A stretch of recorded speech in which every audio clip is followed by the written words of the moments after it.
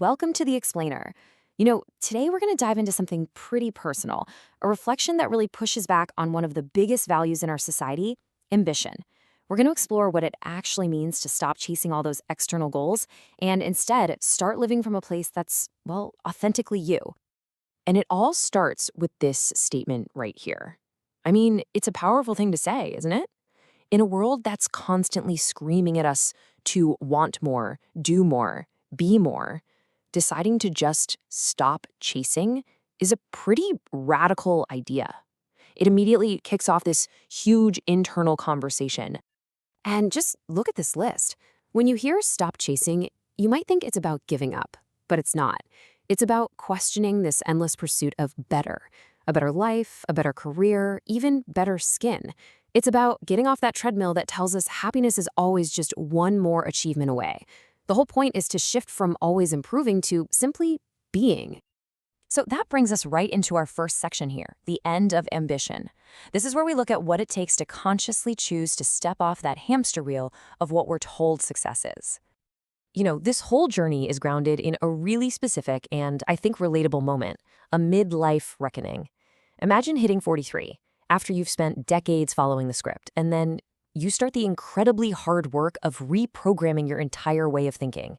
It's about moving away from what you were taught to want and getting closer to what you genuinely feel.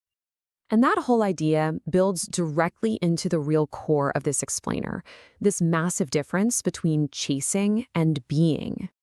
And you can see right here how these two mindsets are just worlds apart. On the one hand, you've got chasing. That's all about the outside world, right? It's driven by goals other people set, by needing that validation. And let's be honest, a lot of the time it's about following somebody else's dream for you. But then you have being, and that's all internal. It's about listening to that quiet inner voice, living your own truth, and finally feeling like you're in control of your own experience. So let's just get really clear on what we mean by chasing. It's not just about having goals. We all have goals. It's about the why behind them. You're chasing when your ideas of what you want are really just based on how you think it'll make you look to other people, what kind of pat on the back you're going to get for it. Now, being is the total opposite. It's about learning how to truly listen to yourself. And that means cutting through all the noise, not just the noise from society telling you who to be, but also the internal noise. Your own ego, your anxieties, all the stuff that gets in the way of finding that quiet, clear knowing of your own path. Okay, but this brings up a huge, very real question. If you stop chasing, what happens then? Do you just become passive? How do you still move forward and build a life and get things done without falling right back into those old habits of ambition and needing everyone's approval? That's really the central struggle here. And wrestling with that very question is what leads us to our next section, which gets into the nitty-gritty of this transformation, the journey home to self. This quote, it just says it all, doesn't it? The point of letting go of the chase isn't to rack up a new set of accomplishments. It's about returning to a place inside yourself that feels comfortable and real and authentic. It's about finally coming home. And this kind of shift doesn't happen overnight. It was a gradual process, a real timeline of healing. It started from a place of total crisis mode, just filled with anxiety. Then came the hard therapeutic work to release all that. And slowly, things started to change. Less anxiety, less anger, until now, where that feeling of just being desperate for help is gone.